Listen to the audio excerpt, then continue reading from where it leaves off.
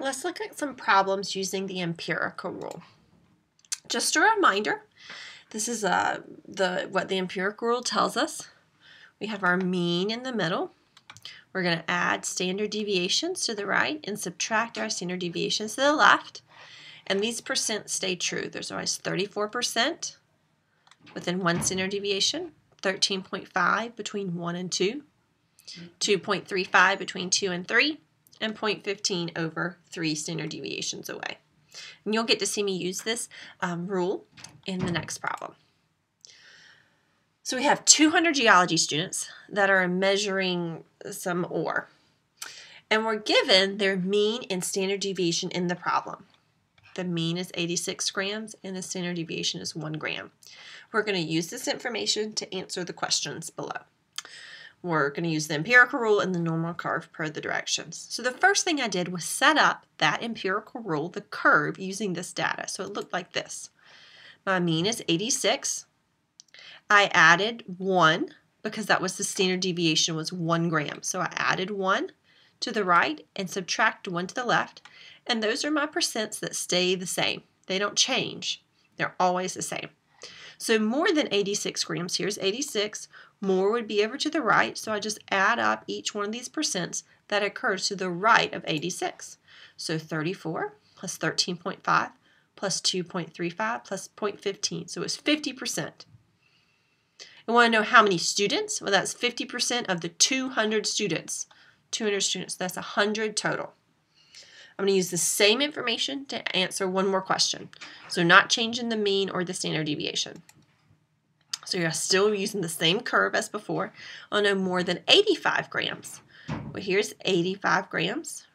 This line, I'm going to add everything to the right of that. So 34, 34, 13.5, 2.35, and 0.15 gave me my 84%. 84% of 200 is 168 students. One more time for this problem, and then we'll change to new numbers. Same empirical rule. Now between numbers, between 85 and 87. So I have 85 and 87. So all the percents between these two bars gave me 34 and 34, or 68%. 68% of 200 is 136 students. Now I'm going to give us a new problem with new numbers so we can set up another curve. So in this one, what I've got a lot of information, but I really care about the mean is 42 and the standard deviation is 8. So I'm going to set up my same empirical rule. My mean now being 42. This time I counted by 8 because that was my standard deviation. So 42 plus 8 plus 8 plus 8. 42 minus 8 minus 8 minus 8. I want to know, I want to know what's the probability the response time will be between 18 and 66 minutes. So this time I wasn't given a number of times. I wanted the probability. So I'm just going to be using the percent answer. So I'm just going to add up everything between 18 and 66. Remember, these are our bars. So all the percents that show up between those.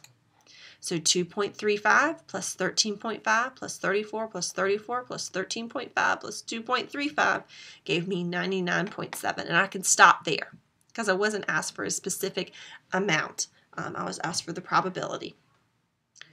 One more time with this problem. My empirical rule doesn't change. I'm still with my same mean and standard deviation. And the percents never change. This time I wanted shorter than 34 minutes. So here's my 34-minute bar. I'm going to go everything less than 34 minutes.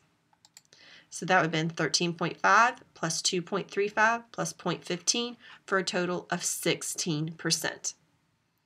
The percents, what's above the horizontal axis, never change. What we have to be able to do is set up this horizontal axis. The mean is in the middle, and then you use your standard deviation. You keep adding it to get the numbers on the right and subtracting it to get the numbers on the left.